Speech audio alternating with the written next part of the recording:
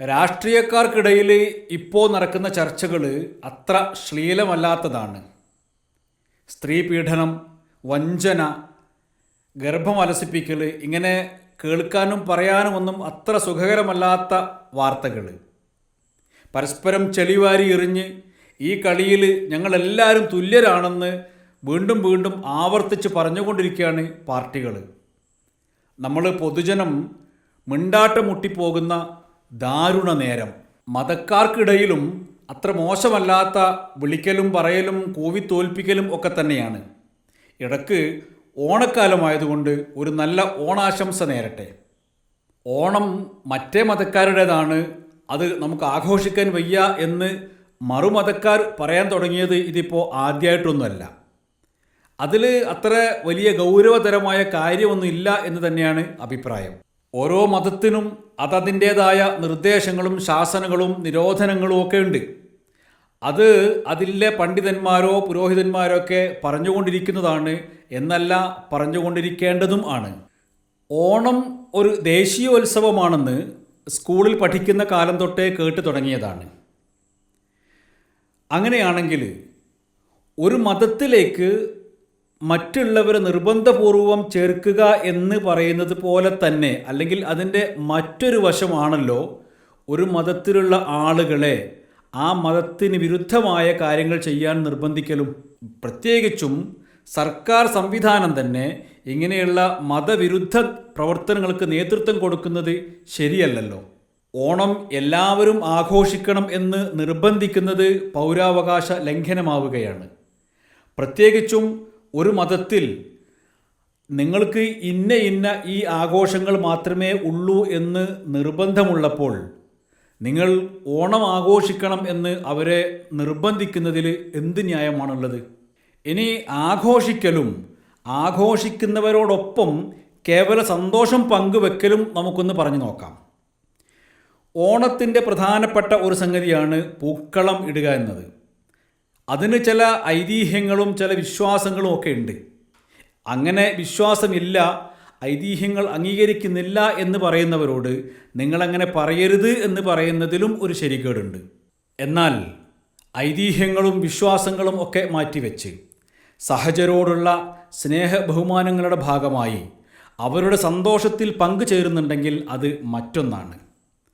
സ്വന്തം സ്ഥാപനത്തിൽ, സ്വന്തം വീട്ടിൽ പൂക്കളം ഇടുന്നില്ല, പ്രത്യേക പരിപാടികളൊന്നും സംഘടിപ്പിക്കുന്നില്ല, എന്നാൽ സവിശേഷമായ ചടങ്ങുകളും പരിപാടികളും സംഘടിപ്പിക്കുന്നവരോടൊപ്പം അവരുടെ സന്തോഷത്തിൽ പങ്കുചേരാൻ തയ്യാറാണ്. അത്തരക്കാരെ അങ്ങനെ സ്വീകരിക്കുകയും സഹകരിച്ച് മുന്നോട്ട് പോവുകയുമാണെങ്കിൽ അത് നല്ലത് തന്നെയാണ്. രണ്ടും രണ്ടായി മനസ്സിലാക്കി നമുക്ക് ഓണം ആഘോഷിക്കാം, അല്ലെങ്കിൽ ഓണാഘോഷത്തിൻ്റെ സന്തോഷം പങ്കിടാം. ഇനി ഒരു മുടി നീട്ട കഥ പറയാം. AP അബൂബക്കർ മുസ്ലിയാർ കേരളത്തിലെ ഒരു വലിയ ജനവിഭാഗത്തിൻ്റെ വിശ്വാസ കേന്ദ്രമാണ്.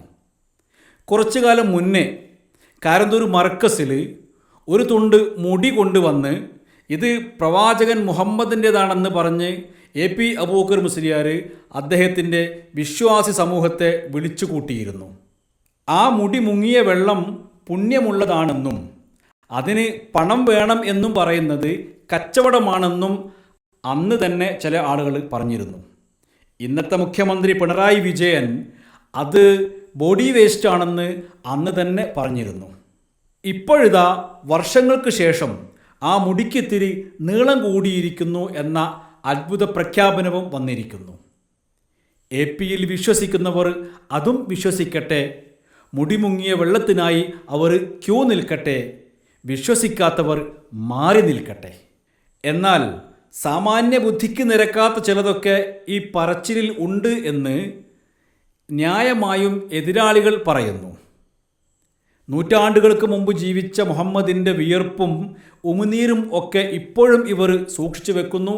അതൊക്കെ കൂട്ടിക്കലർത്തിയ വെള്ളമാണ് ഇവിടുന്ന് കൊടുക്കുന്നത് എന്ന് പറയുമ്പോൾ മുഹമ്മദിൽ വിശ്വസിക്കുന്ന, മുഹമ്മദിൻ്റെ ആദർശത്തിൽ വിശ്വസിക്കുന്ന ആളുകൾക്ക് ന്യായമായും അസ്വസ്ഥത ഉണ്ടാകുന്നുണ്ട്.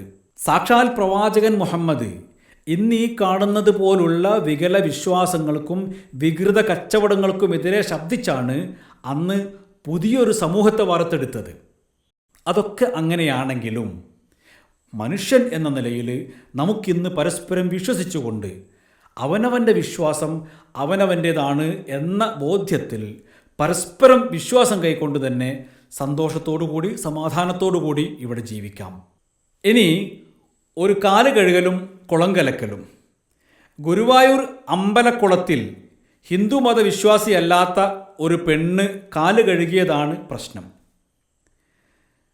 അമ്പലങ്ങളുടെ പള്ളികളുടെയൊക്കെ പരിസരത്ത് വളരെ നേരത്തെ തന്നെ കുളങ്ങൾ അല്ലെങ്കിൽ മറ്റ് ജലാശയങ്ങളൊക്കെ ഉണ്ട്. തീർച്ചയായും മനുഷ്യൻ്റെ ശുദ്ധിബോധത്തിൻ്റെ ഭാഗമായിട്ടായിരിക്കണം ഇത്തരം ജലാശയങ്ങളുടെ പരിസരത്ത് ആരാധനാലയങ്ങൾ സ്ഥാപിക്കപ്പെട്ടത്. അവിടങ്ങളിൽ പ്രവേശിക്കുന്നതും സന്ദർശിക്കുന്നതുമൊക്കെ വിശ്വാസപരമായ ചില നിബന്ധനകളെ ആശ്രയിച്ചിരിക്കുന്നത് ന്യായമായും അംഗീകരിച്ചു കൊടുക്കേണ്ടതാണ്.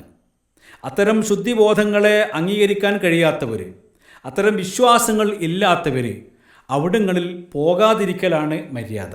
അതിന് വേറെ പലതരത്തിലുള്ള മറുവാദങ്ങളും ന്യായങ്ങളൊക്കെ പറയാനുണ്ടാകും. കാണിക്കപ്പെട്ടിയിൽ എല്ലാ ജാതി മതവിശ്വാസങ്ങളിൽപ്പെട്ടവരും പൈസ ഇടുന്നുണ്ടല്ലോ, അതിന് ശുദ്ധിയും അശുദ്ധിയും ഒന്നുമില്ലല്ലോ. അവിടെ നേരത്തെ ഇതിനു മുന്നേ പല ആളുകളും പല ആവശ്യങ്ങൾക്കൊക്കെ വന്നു പോയിട്ടുണ്ടല്ലോ, അന്നൊന്നും ഇത്തരത്തിലുള്ള പുകലും പുക്കാറും ഒന്നും ഉണ്ടായിരുന്നില്ലല്ലോ. ഇങ്ങനെയൊന്നും ന്യായീകരിക്കാനൊന്നും പോകണ്ട. അത് അവരുടെ വിശ്വാസം, അവരുടെ ആചാരം. അവിടെ ഭരണഘടനാ വിരുദ്ധമായി നിയമവിരുദ്ധമായി വല്ലതും സംഭവിക്കുന്നുണ്ടെങ്കിൽ അത് അതിൻ്റെ ആളുകൾ ശ്രദ്ധിക്കട്ടെ. കാല് കഴുകിയവരോട് ചെറിയൊരു കാര്യം, നിങ്ങളുടെ സൗഭാഗ്യം കൊണ്ടായിരിക്കാം, അല്ലെങ്കിൽ നിങ്ങൾ ഉൾച്ചേർന്ന ആ വിഭാഗത്തിൻ്റെ ദൗർഭാഗ്യം കൊണ്ടായിരിക്കാം നിങ്ങൾ അക്കൂട്ടത്തിൽ പിറന്നു വീണത്.